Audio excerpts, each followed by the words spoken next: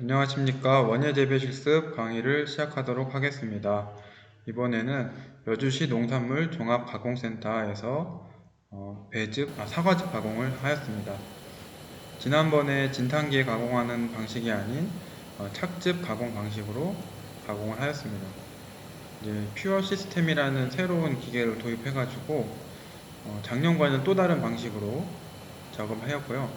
저희가 150kg에 되는 사과, 낙과된 사과나 낙과된 사과가 아니라 그죠?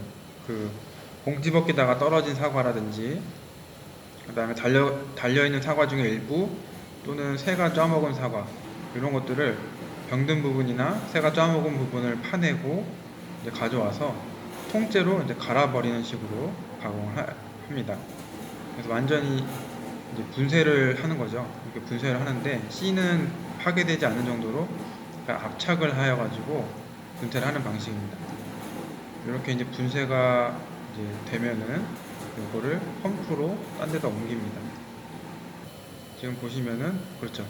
이제 다시 여기 또 저희가 1차적으로 학교에서 세척을 해서 가져가긴 했지만 추가 세척 장비를 가지고 있기 때문에 뭐 플라즈마 세척이라고 하나 그렇게 되어 있는데요. 이걸로 세척을 하고 이거를 이제 계속 부어가지고 기계 안에서 세척이 되면서 옮겨지면서 분쇄까지 한 번에 이 기계로 합니다. 그래서 저는 이 작업이 굉장히 오래 걸릴 줄 알았는데 150kg 분량의 사과를 아주 짧은 시간 안에 가공을 하였습니다. 이게 저희가 이거를 9시 한 50분 거의 그쯤에 도착해서 다 끝나고 나왔을 때가 거의 3시였습니다. 그런데 그 점심 먹은 거 빼고 요것만으로서는 시간이 그렇게 오래 걸리지 않았습니다. 오전 작업은 이제 11시까지 11시 한 반 이 정도까지 했던 것 같습니다. 이제 물로 이제 한 번 더 세척을 하고 그리고 이 컨베이어 벨트로 사과가 이동되고요. 그리고 분쇄대에 나온 아까 밑에 있던 그 부분을 끌어올리는 모습입니다. 오른쪽에 쭉 끌어올리는 모습이 보이시죠? 이렇게 저희가 따로 뭐 퍼다가 담고 퍼다 옮기고 작년에는 사실 그렇게 했는데 올해는 아예 그냥 기계가 다 연결되어 있어가지고 퍼 옮기는 작업은 아예 안 했습니다. 이 사실 퍼 올리게 되면은 이 파이프를 이용하게 되면은 파이프를 또 세척하는 게 굉장히 어려운 일이라서 걱정이 됐었는데 그 일은 안 해도 됐기 때문에 어떻게 보면은 저로서는 더 좋았습니다. 어쨌든 그 150kg에 되는 사과를 아주 짧은 시간 안에 다 분쇄를 마치고 여기에 있는 마대자루 천 같은 데다가 이제 그 분쇄된 사과가 껍데기랑 즙까지 한꺼번에 다 이제 흡입돼 가지고 떨어지는 것입니다. 요 포 안으로. 그래서 요거를 아주 꽁꽁 잘 묶어가지고 떨어지지 않게 묶어준 다음에 요걸 이제 짜내는 작업을 하더라고요. 나중에 즙 나온 거를 스파우트 용기에 포장하는 게 오래 걸리지 즙까지 내는 걸로는 아주 금방 끝났습니다. 이렇게 천으로 감싸주고요. 그 다음에 다시 또 기계를 작동시키면은 아까 이제 끌어올리는 사과를 갈아져 있는 사과를 이 기계 안으로 끌어올리는 작업이 쭉 이어집니다.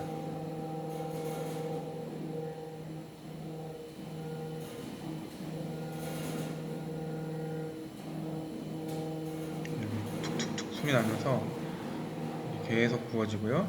그 다음에 짜내진 않았지만 자동적으로 갈면서 나오는 즙은 자동적으로 밑으로 떨어지게 됩니다.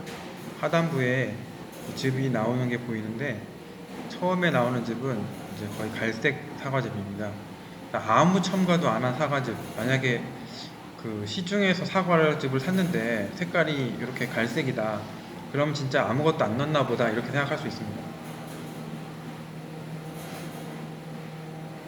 자, 이제 전체적으로 과정을 보시면은 사과를 세척기에다가 부어 놓으면은 자동적으로 세척이 되면서 이제 사과가 이제 분쇄기 안으로 들어가고, 분쇄기에서 이제 완전히 갈아버리죠. 갈아버리는 거를 이제 펌프로 끌어올려서 아까 그 천에다가 이제 사과 알맹이까지, 그 사과 이제 파쇄된 사과를 몽땅 다 집어넣습니다. 이런 과정이죠. 요거를 가서 직접 한번 해보면은 좀 이제 배우는 것도 많고 궁금한 거를 그때그때 여기 계신 분들한테 물어볼 수 있어가지고 참 좋습니다. 그래서 이제 진짜 기회 되면 같이 가면 좋을 것 같은데 기회가 될지 모르겠어요. 네, 이제 다 마치게 되면 어느 정도 이제 그 사과 파쇄가 끝나고 파쇄된 게 천 안으로 다 들어가면은 이거 완전 묵습니다. 꽁꽁. 거의 한 세네 번 엄청 많이 묵더라고요. 나중에 이거를 풀 때 어려울 정도로. 그 다음에 요거를 닫아가지고 기계를 또 돌리면은 즙이 쫙 짜집니다.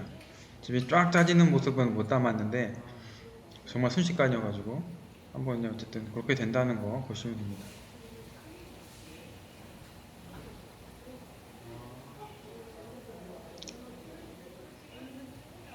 이 기계를 조작하면은 여기 빙글빙글 돌아가는 해가지고 원래는 이제 즙이랑 피가 분리가 돼서 나오잖아요. 저희 이제 기존 방식이라도 수율이 떨어지는 방면에 얘는 피랑 같이 끌어올립니다. 피랑 같이 끌어올려서 여기 안에 이제 진공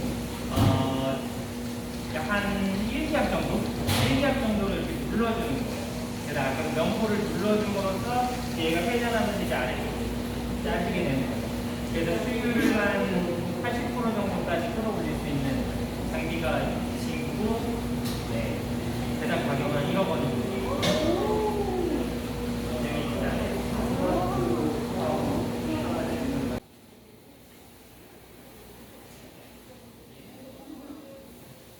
네, 아주 비싼 기계라는 거 잘 들으셨죠?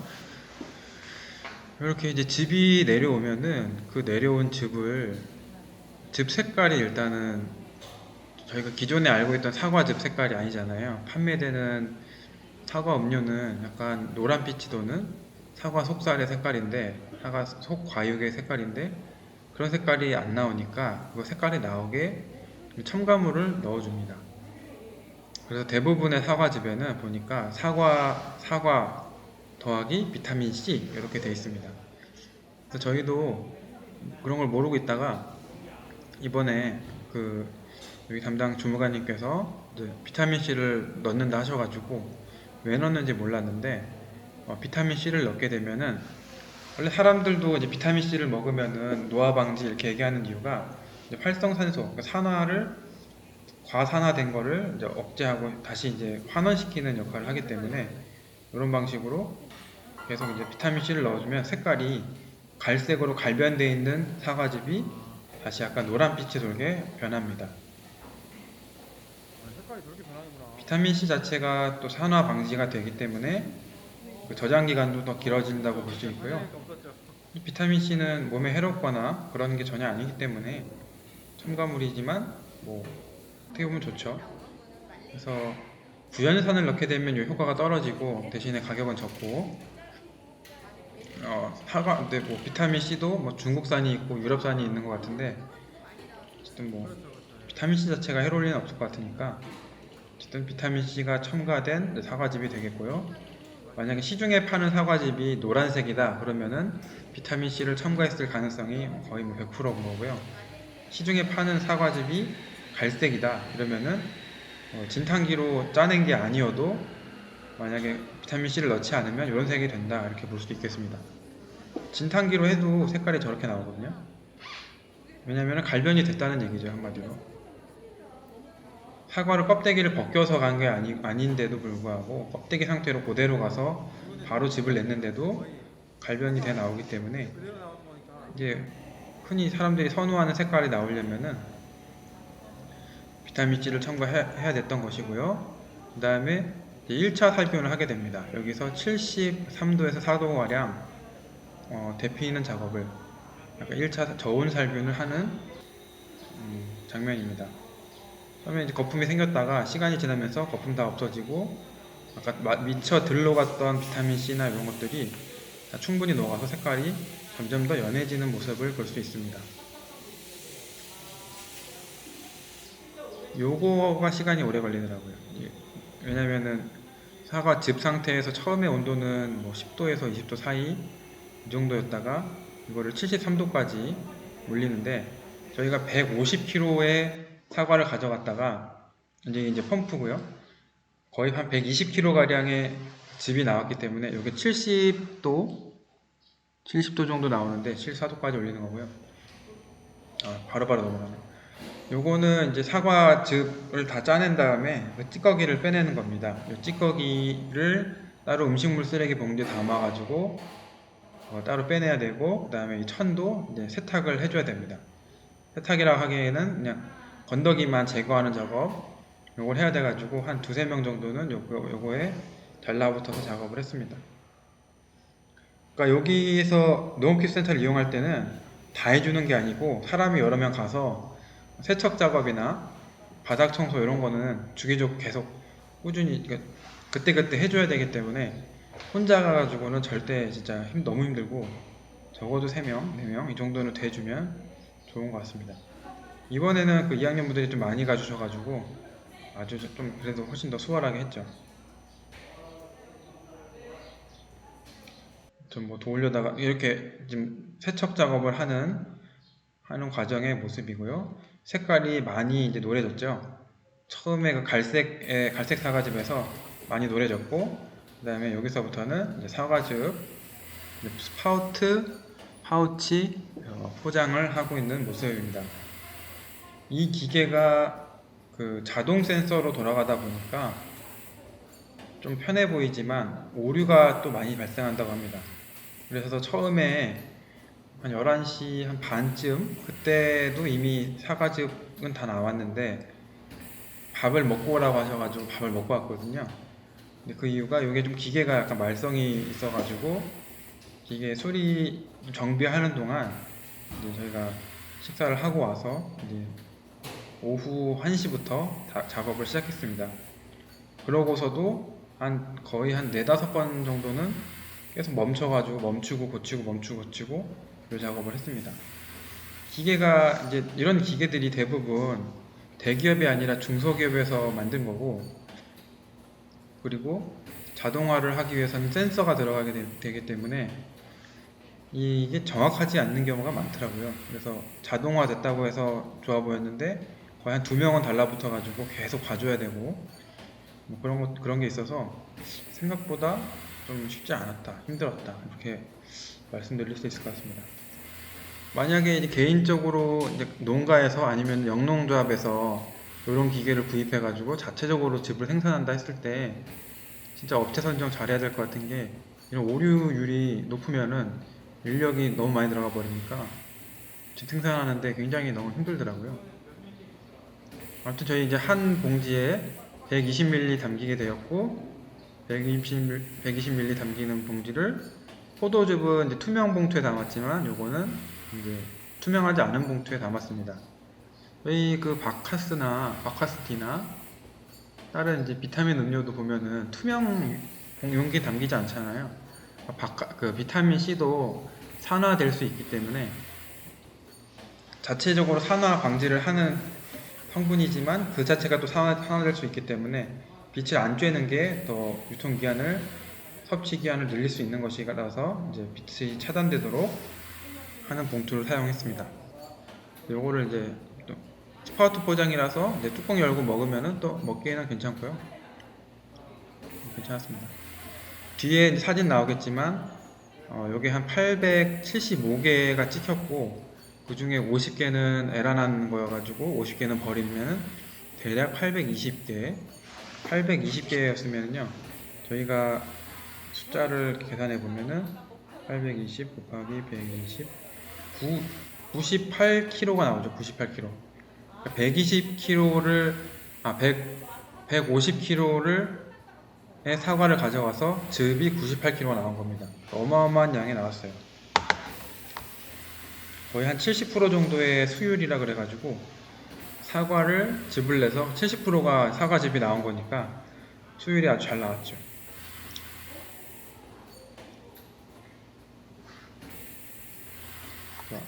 하루 고생해서 여러 명이 이제 고생해가지고 이 집을 이렇게 만드는 모습입니다.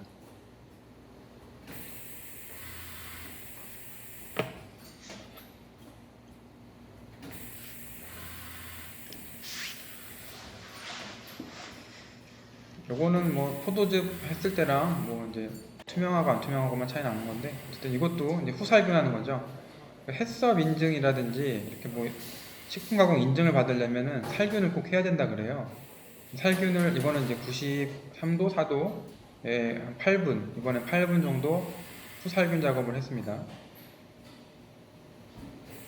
그러다 보니까 생사과즙의 맛이 변질될 수밖에 없겠죠. 가열을 74도에 한 번, 94도에 한 번, 두 번 정도 가열을 하니까 즙 맛이 변할 수밖에 없겠죠. 후살균기 8분이 지나면은 자동적으로 올라가게 됩니다. 그래서 가공의 관건은 가열을 함으로써 하는데도 최대한 원래 사과즙 맛을 내는 것, 이제 그게 관건인데, 그러다 보니 첨가물로 비타민 C나 뭐 설탕을 백설탕을 첨가한다던가 이런 일을 할 수밖에 없는 것 같습니다. 안 그러면 맛이 좀 많이 떨어지게 되죠. 그렇다고 이제 진탕을 해버리면 또 맛이 더 많이 변하고, 생사과즙인데도 갓 짜낸 그 뭐 즙 맛은 안 나죠. 안 날 수밖에 없습니다. 살균을 하니까.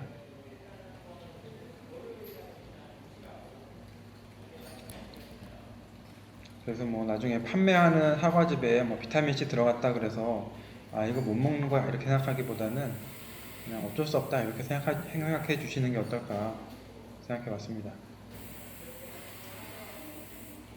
이렇게 지금 이렇게 냉각을 하는 이유에 설명하기 전에 벌써 이 작업이 나왔네요.